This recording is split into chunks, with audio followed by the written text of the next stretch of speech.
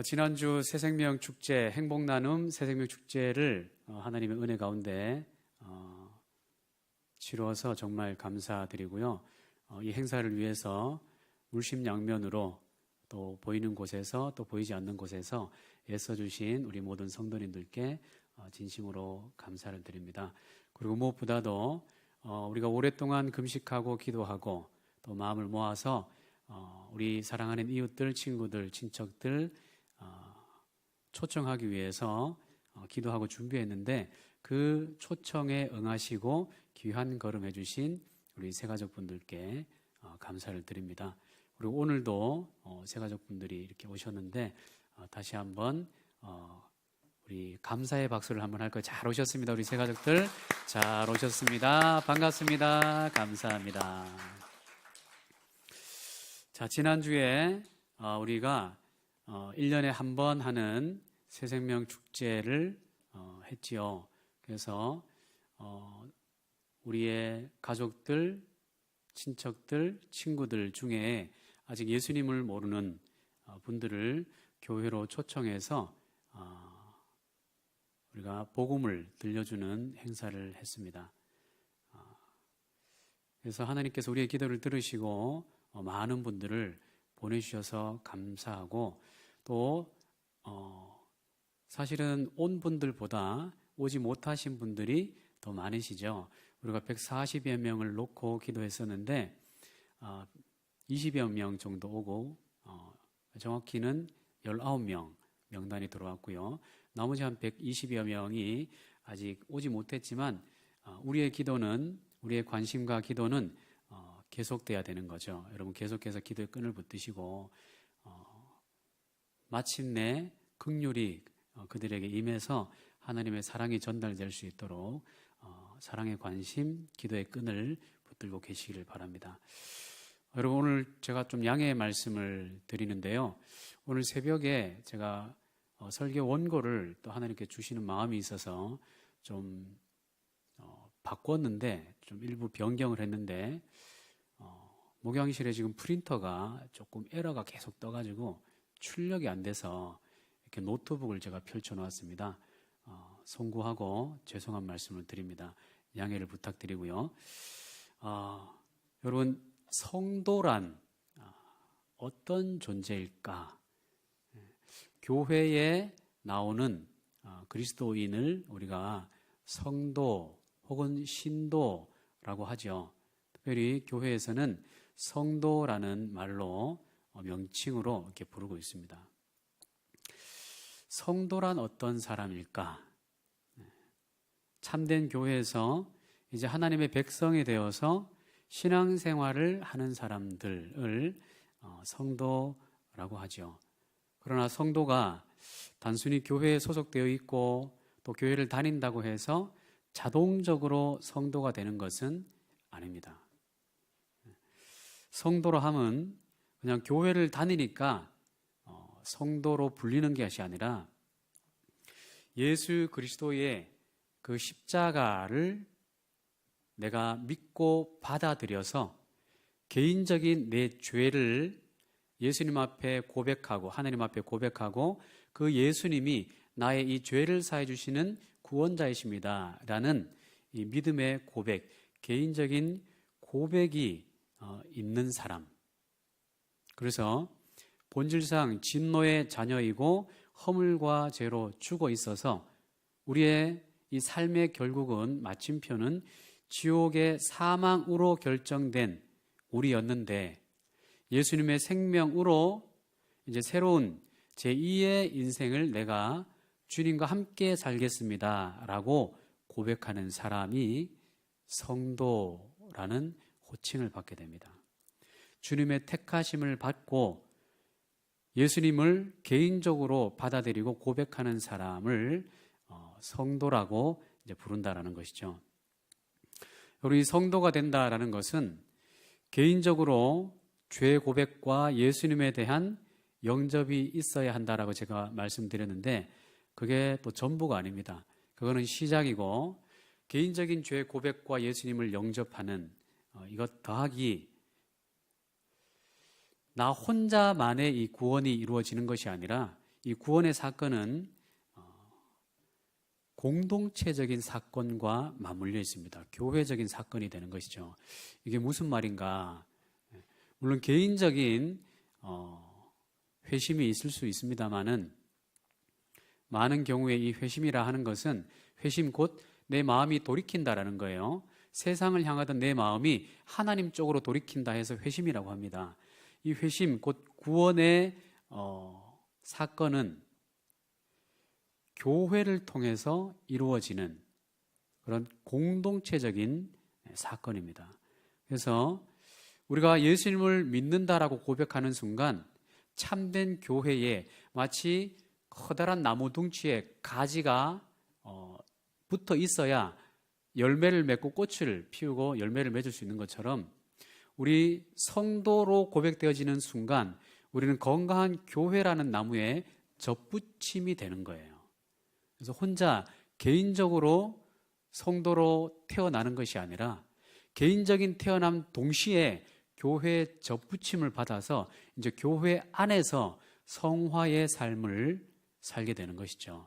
성화의 삶이라는 것은 이제 예수님을 믿겠습니다라고 구원받는 순간부터 이제 영적으로 새로 태어나게 되는데 영적으로 새로 태어난 아기가 교회에서 함께 성도들과 예배드리고 찬양하고 또 교회에서 펼치는 전도와 선교와 구제와 헌금과 이런 모든 것들을 함께 나누면서 성장해 나가는 것, 그것을 성화라고 합니다.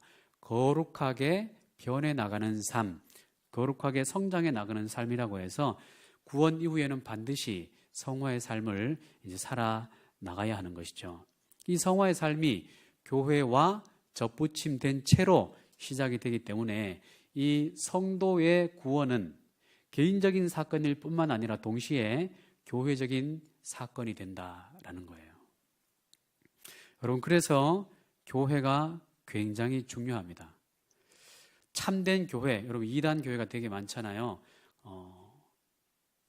이단 교회, 건강하지 못한 교회 굉장히 많습니다. 잘못 들어가면 인생이 망가지고 삶이 망가지고 송두리째 깨지는 일들이 생겨나게 되는데, 그래서 건강한 교회, 참된 교회의 신앙생활을 하는 것이 굉장히 중요합니다. 여러분, 이제 교회의 접붙임을 받았다라는 것은 다른 말로 쉽게 얘기하면 예수님께서 우리를 부르실 때 신부라고 부르세요. 신랑 대신 예수님께서 성도들을 향해서 신부라고 부르시면서 초청하십니다. 예수님의 선택된 백성들, 하나님의 선택된 자녀들을 신부라고 교회로 초청하시는 거예요. 그래서 예수님은 교회의 머리가 되시고 우리 신부들인 우리 성도들은 교회의 몸이 되어서 예수님과 하나의 공동체를 이루어가는 그런 신앙생활을 하게 됩니다. 영적인 가족이 된 거예요. 그래서 성도가 됐다라는 것은 교회에 이제 다른 많은 성도들과 함께 한 가족이 되었다라는 거예요. 영적인 가족이 되었다라는 것이죠. 그러니까 여러분, 이 가족이 된다라는 것은 어떤 의미일까요? 가족이 된다라는 거. 유기적인 한 영적인 가족이 된다라는 것은 서로 식탁 교제를 나누고 안부를 묻고 서로 걱정해주고 이런 여러 가지 가족 안에, 혈연으로 맺어진 가족 안에 있는 그 모든 것들이 우리 영적인 가족 안에서도 동시에 있다라는 것이죠. 그러니까 여러분, 가족들이 그냥 가족이 됩니까? 가족이 되는 첫 번째 조건은 뭐예요?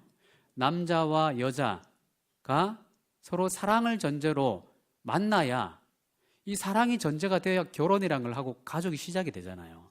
사랑 없이 가족이 탄생될 수가 없죠. 사랑이 없는 결혼을 뭐라 그래요? 계약 결혼. 요즘 뭐 그런 게 좀 있다고 하죠. 계약 결혼을 하면 어떻게 됩니까? 그 계약의 조건이 지켜지지 않으면 그 계약은 언제든지 파기되는 것이죠. 그건 가족이라고 할 수가 없는 거예요.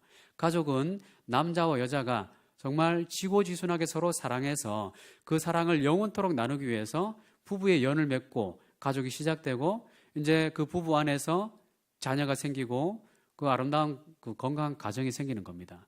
이 가정이 사랑을 근간으로 해서 이제는 어떤 것을 감당해야 됩니까? 이제 남편에 대한 책임, 아내에 대한 책임, 그리고 자녀들에 대한 책임과 의무라는 게 있는 거예요. 여러분, 가족이 그냥 좋은 게 좋은 것으로 즐기는 것만이 가족입니까? 전혀 그렇지 않습니다.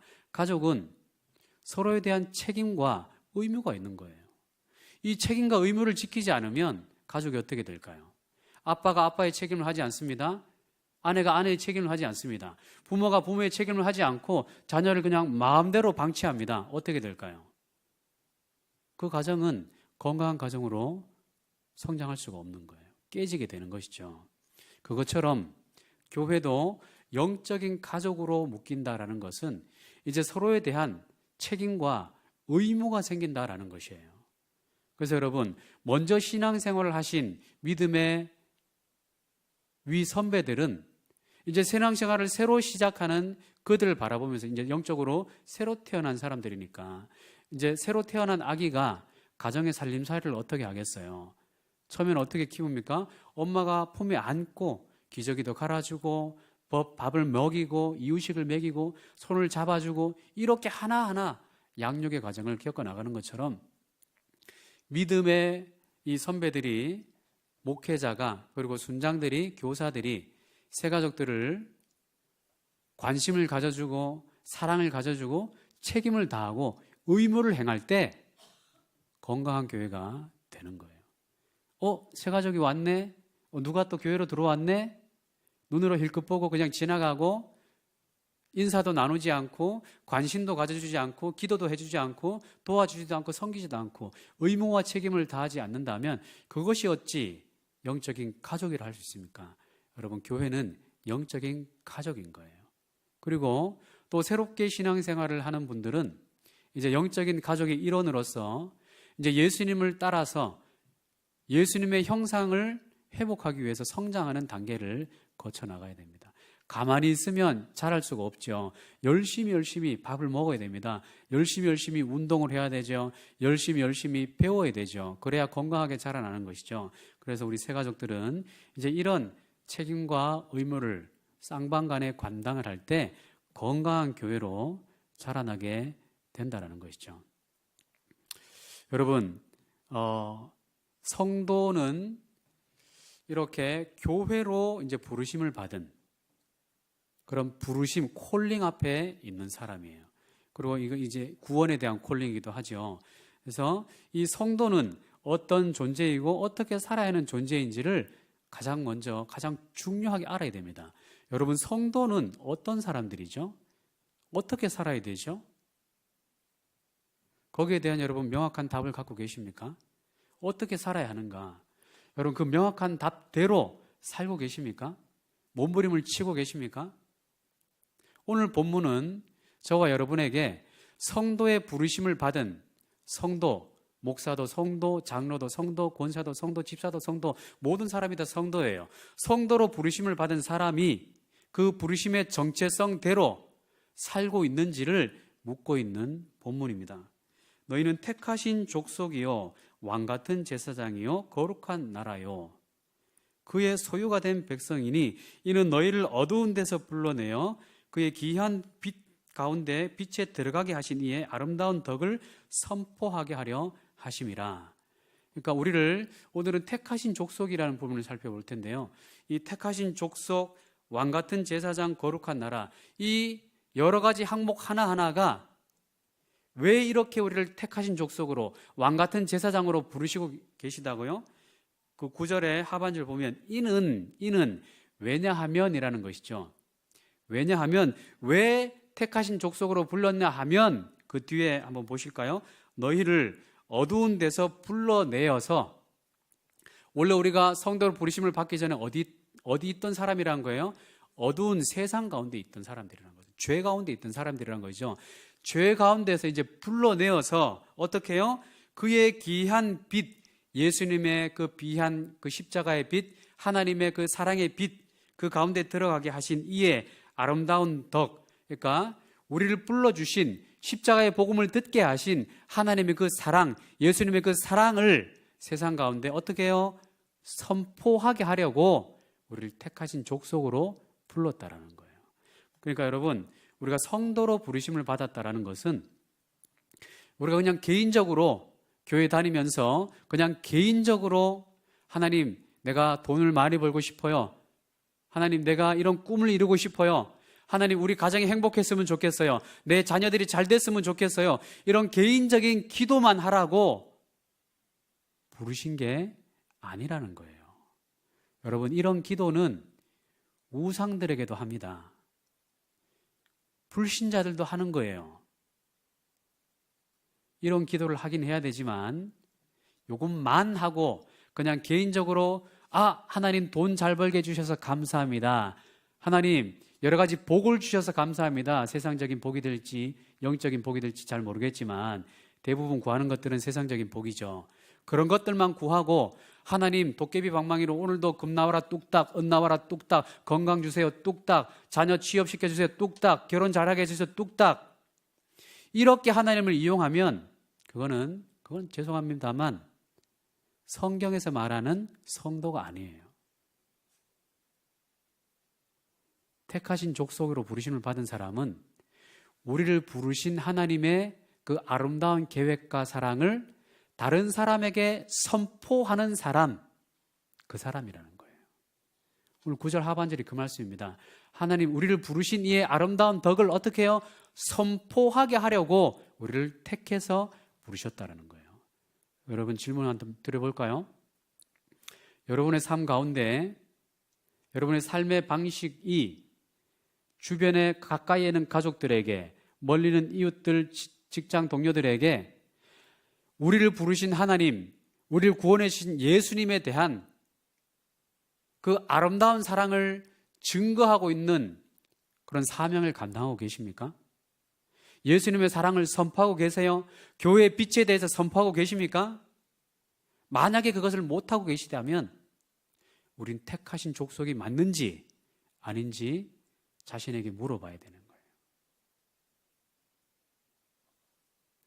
여러분, 교회는요, 저기 갓바위에 사람이 새겨놓은 돌 앞에 가서 절하는 것, 손을 막 비비면서 108배를 하고 3000배를 하고 이러면서 소원 성취를 위해서 교회 다닌다면 그거는 신앙을 가장한 우상 숭배예요. 하나님께서 가장 슬퍼하시는 거예요. 바라기는 우리 내당 중보교회 모든 성도님들은 택하신 족속답게 여러분 한 분 한 분을 통해서 우리를 구원하신 하나님, 우리를 구원하신 예수 그리스도의 그 아름다운 덕을 선포하시는 성도님들 다 되시기를 주의 이름으로 축복합니다. 이런 성도들로 가득 찰 때 그 교회가 부흥했다라고 하는 거예요. 교회 성도가 단순하게 많은 것은 부흥이라고 하지 않습니다. 부흥이라고 하면 이런 택하신 족속들로 채워지는 것을 부흥이라고 하는 거예요.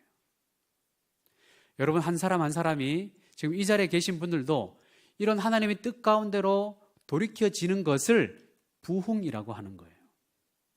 우리 교회가 이렇게 하나님 앞에 부흥하는 교회가 되기를 주의 이름으로 축복합니다. 여러분 만약에 내 인생의 내 삶 가운데 내가 예수님의 구원 앞에 십자가 앞에 나와서 내가 어떻게 변화된 존재인지 그것도 잘 모르고 또 변화된 인생의 목표가 어느 방향인지 그것도 잘 모른 채로 내 정체성이 뭔지 사명은 어떤 사명을 감당해야 되는지도 모른 채 그냥 교회만 왔다 갔다 하고 계시다면 오늘 세 가지를 점검해 봐야 됩니다. 첫 번째는 내가 정말 구원받은 사람인지를 의심해 봐야 돼요. 다른 말로 성도로 부르심을 받은 택한 족속인지 한번 점검해 봐야 돼요. 그렇지 않고 그냥 하나님을 마치 갓바위에 그 우상처럼 앉혀놓고 하나님 앞에 건강 주세요, 돈 주세요, 직장 잘 되게 해주세요, 소원 성취해 주세요. 손만 비비면 그게 뭐라고요? 기복주의 우상신앙이라는 거예요. 하나님이 가장 피눈물 흘리는 게 바로 그겁니다. 하나님 앞에 나와 있는데 하나님은 염두에 없고 하나님이 주시는 그 손의 선물 그것만 바라보고 있는 여러분 그것만 혹시 바라보고 있습니까? 주여 돌이키셔야 됩니다. 제가 목자로서 간곡히 부탁드립니다. 그 자리에 계시면 빨리 신앙의 본질로 돌아오셔야 됩니다. 하나님께서 피눈물을 흘리고 계세요. 하나님께서 피눈물 흘리시면서 여러분이 하나님보다 더 추구하는, 복 주세요, 돈 주세요, 뭐 주세요 하고 추구하는 그게 있다면 하나님께서 참고 오래 참으시다가 날려버리는 수가 있어요. 그래서 우리 믿음의 선배님들 가끔 이런 고백을 하시죠. 하나님이 돌아오라고 할 때 빨리 돌아가면 그냥 좋게 돌아갈 수 있는데, 하나님께서 돌아오라고 빨리 돌아오라고 여러 차례 말씀을 해도 안 돌아오면 하나님께서 인생 채찍, 또 사람 채찍, 여러 가지 채찍을 드시고 돌이키는 수가 있어요. 사랑하는 자녀들은 회초리로 때려서라도 돌이키시잖아요. 가만 놔두면 그건 자녀가 아니죠. 내 마음대로 살고 있어요. 죄 가운데 빠져 있어요. 돈의 중독에, 일의 중독에 빠져 있어요. 그런데도 하나님이 아무 말씀도 안 하세요. 아무것도 지금 양심의 가책도 주지 않고 말씀도 선포해 주지도 않고 인생 책찍도 없어요. 그럼 그 사람은 어떤 사람이에요? 하나님의 자녀가 아니에요. 우상 숭배하고 있는 사람이죠. 근데 여러분에게 돌이키라는 메시지가 귀에 들리고 뜨끔뜨끔하면 하나님이 사랑하는 자녀라는 거예요. 빨리 돌이키셔야 됩니다. 그리고 구원을 받았지만 영적으로 잠자고 있거나 침체에 빠져 있는지도 점검을 해봐야 돼요. 그러니까 세 가지를 점검해봐야 되는 거죠. 정말 구원받은 성도가 맞는지, 두 번째는 신앙을 가장한 우상 숭배를 하고 있지는 않은지, 세 번째는 구원을 받았지만 영적으로 지금 세상으로 너무 향해서 있어서 잠자고 있지는 않은지, 침체에 빠져 있지는 않은지를 돌아봐야 한다는 것이죠. 그래야 이걸 잘 돌아봐야 택하신 족속으로 불릴 수 있는 사람인지가 드러난다라는 것이죠. 여러분, 성도의 가장 중요한 사명이 여러분 뭐라고 생각하세요? 성도의 가장 중요한 사명.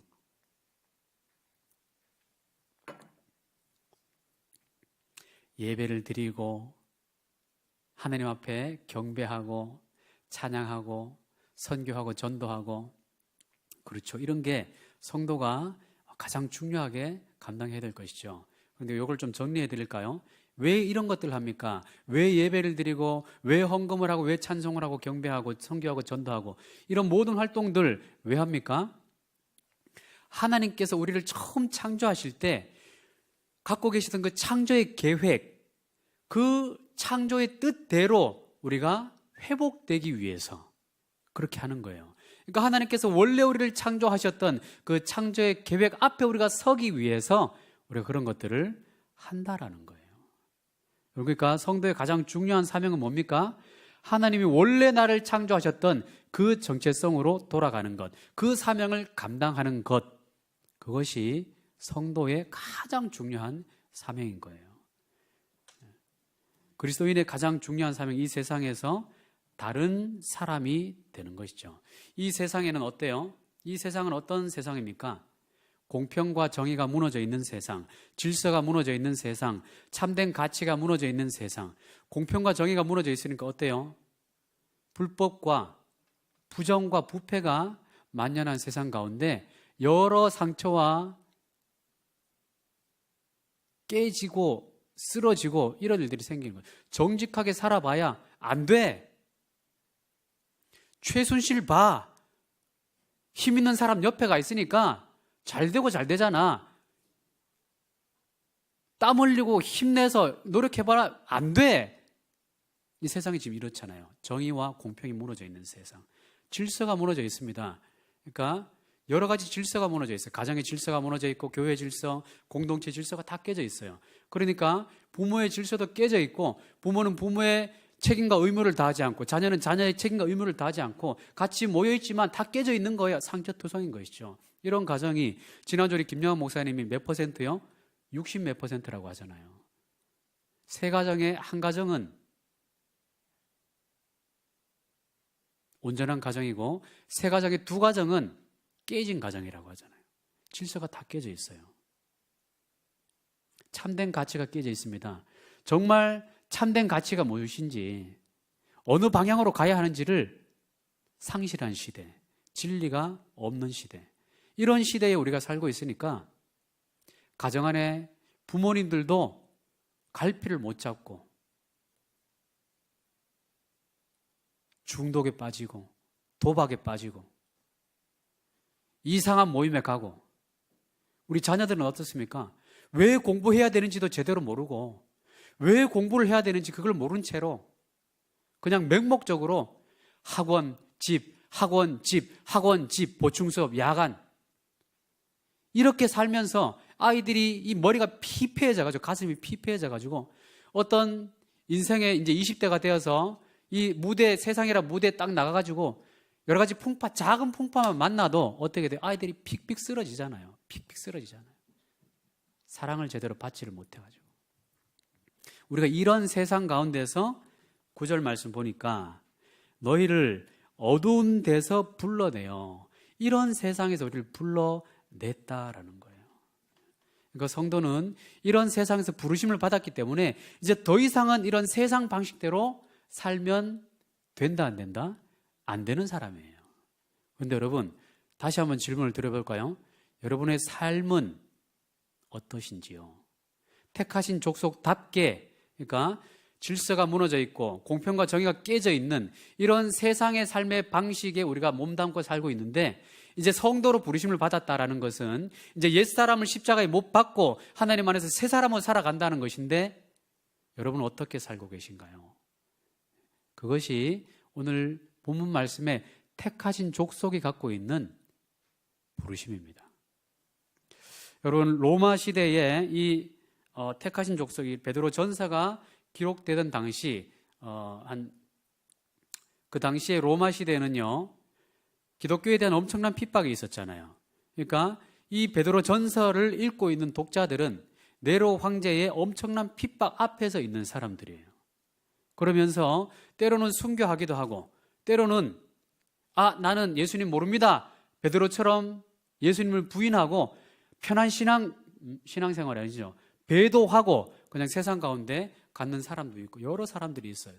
근데 그 가운데서 베드로가 신앙을 견고하게, 우리가 성도라는 정체성이 무엇인지, 이런 핍박과 환난 가운데서도 우리가 반드시 붙들어야 될 정체성과 사명이 있으니 그것이 바로 이 택하신 족속, 왕같은 제사장, 거룩한 나라라는 정체성인데, 그것을 붙들고 살아라고 베드로가 편지를 쓴 거예요. 여러분, 이 족속이란, 택하신 족속의 족속이라는 게 아까 말씀드린 바와 같이 한 조상의 핏줄로 연결된 후손이라는 사전적인 의미를 갖고 있습니다. 한 왕의 통치를 받는 동일한 문화를 가진 한 백성이라는 뜻을 갖고 있어요. 그러니까 지금 이 택하신 족속이라는 것은 하나님께서 택하시고 부르셔서 예수님의 십자가 안에서 새로운 인생을 살도록 정하신 그 사람, 성도로 부르신 그 사람이란 것이죠. 그러니까 혈연으로 연결된 혈족뿐만 아니라 예수님 안에서 하나님의 백성이 된 사람들을 이제 성도라고 이제 말하고 있고, 택하신 족속으로 이제 부르시고 있다라는 거죠. 자, 택하신 족속으로 구별되게 불릴 만한 삶을 그들은 어떻게 살았느냐? 그 당시에는 어떻게 살았느냐? 그 당시에 12사도들 이후에 그 사도들의 직무를 이어받은 속사도라는 직분을 가진 사람들이 있었습니다. 교부죠, 교부. 속사도 교부라고 합니다. 이 속사도 교부들이 많은 저작을 남기고, 또 여러 철학자들이 그 로마 시대에 저작들을 남긴 책들을 썼는데, 그 교부들이 썼는 책에 보면 이방 사람들이 그리스도인을 어떻게 보고 있는가에 대한 그런 평가를 기록했는 것들이 있어요. 여러 문헌 속에 이런 기록들이 있습니다. 그들은 하나님을 사랑하고 경외하는 족속들이다. 그러니까 족속 따로 이렇게 저 사람들은 특별한 족속이다. 여러 부류들하고 구별되어 있는 족속이란 말이 그런 거거든요. 좀 특별한 족속들이다라고 하면서 이렇게 평가를 한다는 거죠. 하나님을 사랑하고 경외하는 족속들이다. 족속들이다. 그러니까 유대인들이 있습니다. 유대인들은 모세의 가르침에 따라서 그 유대적인 전통을 따라서 사는 사람들이에요. 그리고 이방인들이 있습니다. 이 이방인들은 그들을 아우르고 있는 세계관, 정치, 경제, 문화, 종교, 그것을 따라가는, 그 사상 체계를 따라가는 사람들이에요.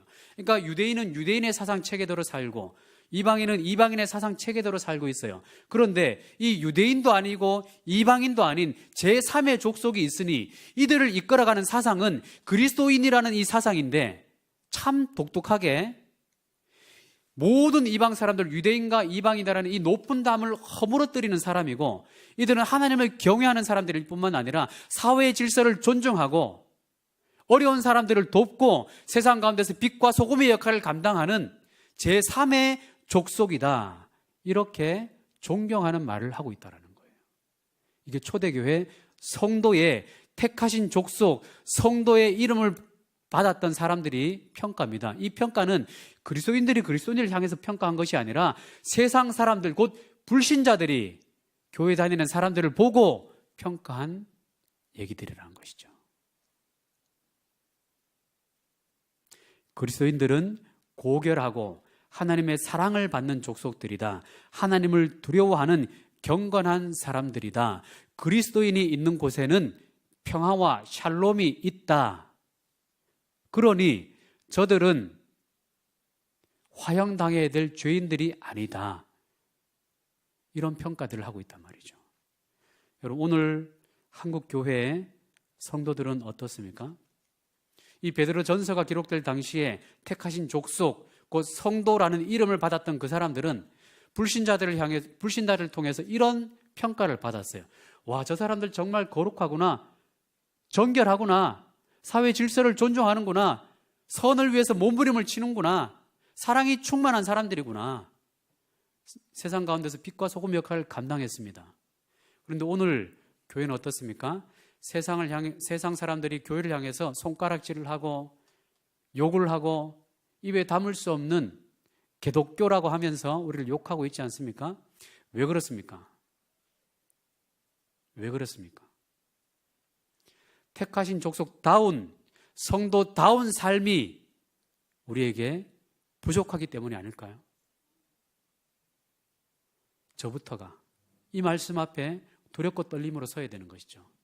여러분도 이 말씀 앞에 택하신 족속, 하나님께서 택하신 족속이 맞는지, 성도로 부르심을 받았는데 나는 성도의 삶이 있는지, 나를 통해서 예수 그리스도의 향기가 드러나고 있는지, 그것을 돌아봐야 한다는 거예요. 성도의 삶은 이런 것입니다. 성도의 삶은요, 의무와 책임이 있는 삶이에요. 그저 어디 가가지고 촛불 켜놓고 손 비비는 이런 게 신앙생활, 종교생활이 아니에요. 이게 기독교는 결코 그런 게 아닙니다. 기독교는 엄청난 책임과 의무감이 있어요. 세상을 향해서 질서가 깨지는 곳에 들어가서 질서를 지키는 사람이 성도고, 사랑과 정의가 깨지는 곳에 들어가서 사랑을 회복하고 정의를 회복하는 사람이, 그 사람이 성도라는 거예요. 바라기는 우리 내당 중보교회의 성도들은 이런 성도들이 되시길 주의 이름으로 축복합니다. 개인적으로 옛사람을 벗어버리고 돈의 우상, 육신의 정욕의 우상, 안목의 정욕의 우상, 옛사람의 죄된 습관의 우상, 그 속에 빠져있던 옛사람을 십자가에 못 박아 벗어버리고 새 사람을 입은 참된 성도가 되어야 하는 것이고, 또 교회 일원으로 접붙임이 됐다 그랬잖아요. 그러니까 교회 성도 한 사람 한 사람이 서로를 향한 의무와 책임이 있는 거예요. 나만 그냥 교회 왔다 갔다 신앙생활 하면 끝? 하나님이 안 기뻐하세요. 하나님이 슬퍼하세요. 그것도 옆에 있는 사람이 어떤 기도를 하고 있는지, 가정의 어려움은 어떤 것인지, 그런 것이 기도 제목 가운데 파악이 되고, 또 그런 것들이 하나님의 은혜로 말미암아서 눈에 보여질 때 그것을 실제적으로 같이 돕고, 같이 옆에 앉아서 같이 울어주고 손잡아주고, 이게 성도의 책임과 의무라는 거예요. 교회는 그렇게 성장할 수가 있습니다. 가정에서도 마찬가지죠. 믿는 가정이 이런 서로에 대한 책임과 의무가 없으면 어찌 그게 건강한 가정이 될 수 있습니까? 교회도 똑같다라는 거예요. 영적인 가족이기 때문에 서로에 대한 책임을 지기 위해서 어떻게 됩니까? 사랑방 안에 들어가시고 또 사랑방 안에 들어갈 수 없는 여러 가지 조건이 있는 사람들은 3355 교제의 끈을 항상 가지고 있어야 돼요. 그러면서 기도의 제목을 나누시고 삶을 나누시고 삶의 여러 가지를 나누시고 함께 공동체 생활을 해야 한다는 것이죠. 서로에 대한 영적인 책임을 감당하셔야 됩니다. 또 가정에서 가정 천국을 만들기 위해서 몸부림을 쳐야 돼요. 참 두렵고 떨리는 말씀이죠. 두렵고 떨리는 말씀입니다. 여러분의 가정은 가정 천국이 되어 있습니까? 저 자신부터가 참 죄송한 말씀이에요. 우리 자녀들이 가정을 천국으로 생각할까? 점수를 매기면 20점, 30점 줄까? 우리 아이들이. 말씀을 준비하면서 참 많이 회개하고 반성했습니다. 몸부림을 쳐야죠. 가정의 아빠로서의 역할을 감당하기 위해서, 남편의 역할을 감당하기 위해서, 책임과 의무를 다하기 위해서, 가정 천국을 만들 영적 제사장의 직무를 다하기 위해서 몸부림을 쳐야 되는 것이죠.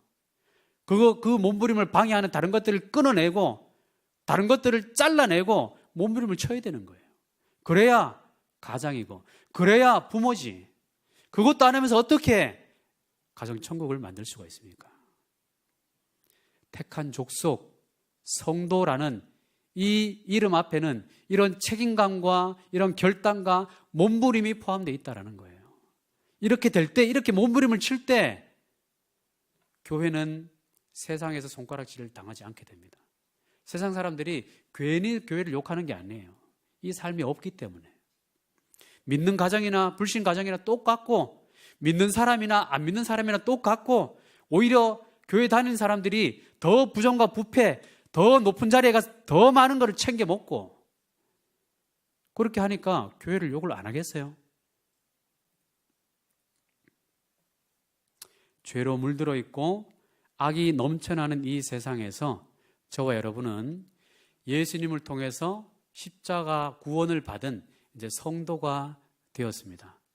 여러분, 예수님이 여러분의 구주이십니까? 여러분의 주님이십니까? 구주라는 것은 내 영혼이 지옥 갈 수밖에 없는 운명에 처해 있었는데 나를 구원해 주셔서 천국으로 들여보내주신 구원자라는 거예요. 그리고 주님이란 뜻은 뭡니까? 주님이란 고백은 뭐예요? 나의 주인이라는 거예요. 주인. 주인의 반대는 뭐죠? 종. 우리는 종이에요. 종.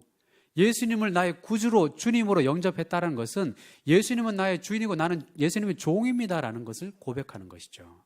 그러니까 우리가 이 고백을 하는 사람들이라면 여러분이 돈의 종이 되어 있는지, 세상 물질의 종이 되어 있는지, 명예, 인기 이런 것의 종이 되어 있는지, 택하신 족속 맞는지를 오늘 이 본문 앞에서 가슴을 쳐보면서 이렇게 두드려 봐야 되는 거예요. 이렇게 여러분 두드리실 때 제가 한 3번 정도 이런 거를 설교했거든요. 요 몇 주 동안에. 눈에 보이는 사람들이 있어요. 영적으로 잠을 자시는 분들이. 그러니까 그런 분들 깨어나세요. 깨어나셔야 영혼이 사십니다. 영혼이 사셔야 여러분 자녀들을 책임질 수가 있죠. 영적으로. 부모가 영적으로 자는데 어떻게 자녀들을 책임질 수가 있어요? 부모님들이 먼저 영적으로 깨시길 주의 이름으로 축복합니다. 여러분들을 통해서 여러분 가정에 가정 천국이 임하고, 여러분이 있는 직장에 가정 천국이 임하고, 여러분들의 삶을 통해서 예수 그리스도의 향기가 진하게 흘러나가는 아름다운 택한 백성들, 아름다운 성도들이 다 되시기를 주님의 이름으로 축복합니다. 아멘. 여러분 이 시간에 한번 같이 기도할까요?